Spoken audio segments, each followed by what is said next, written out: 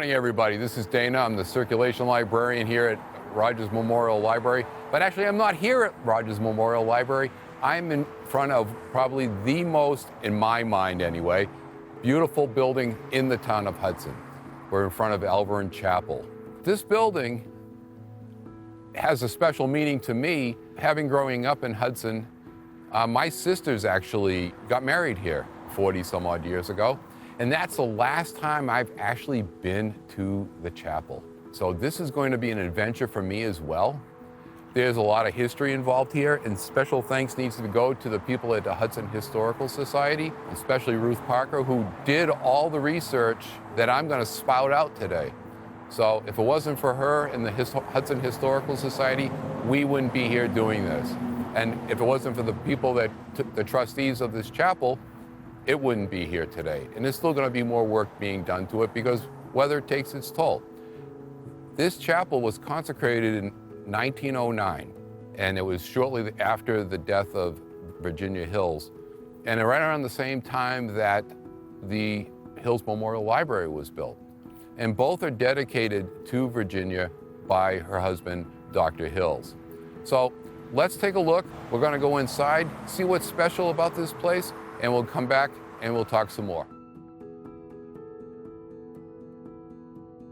When this building was being built in 1908, the stonework, all this granite, is locally sourced granite.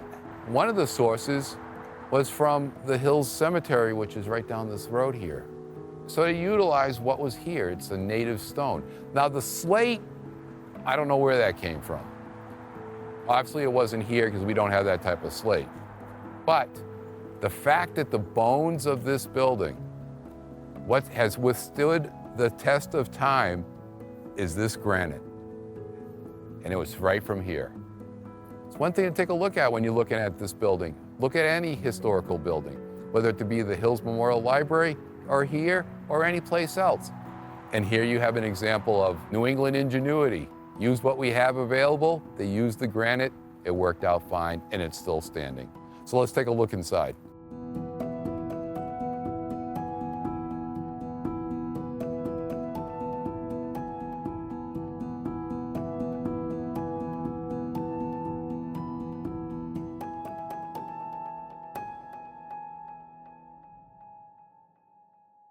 Now we're inside Alvirne Chapel.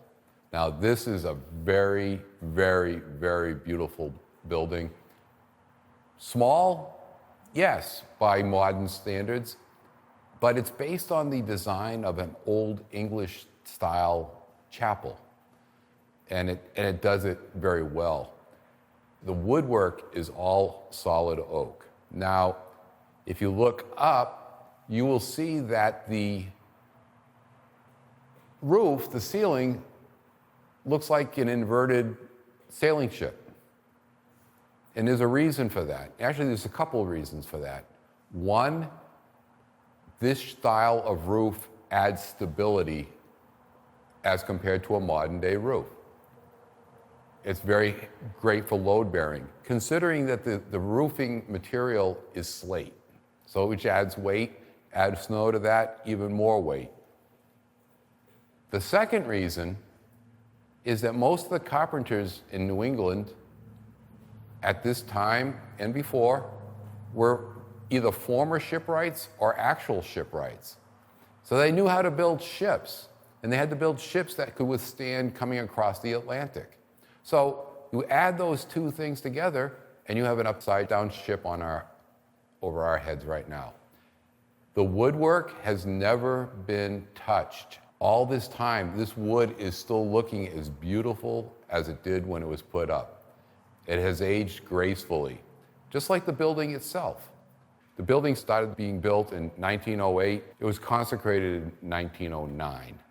Now, if you look behind me, it's about 9:30 or so in the morning when we're taping this. And so we have stained glass windows that I'm facing, which is the east side of the building. That light comes in and shines directly behind me where all the church services and weddings and everything else will be held. It's like the sun is just beaming right through. what makes this chapel very special is under those marble stones behind me is where Dr. Hills, his wife Virginia Hills, and their 2 children are buried.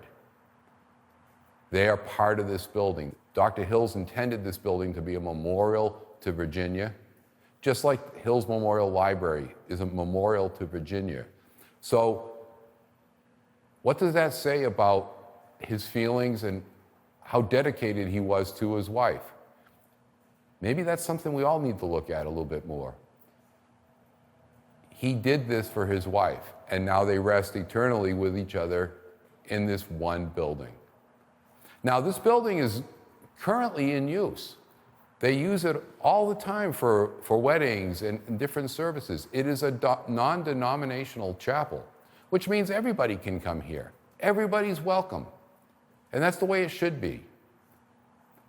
So this is a wonderful expression of what Hudson is.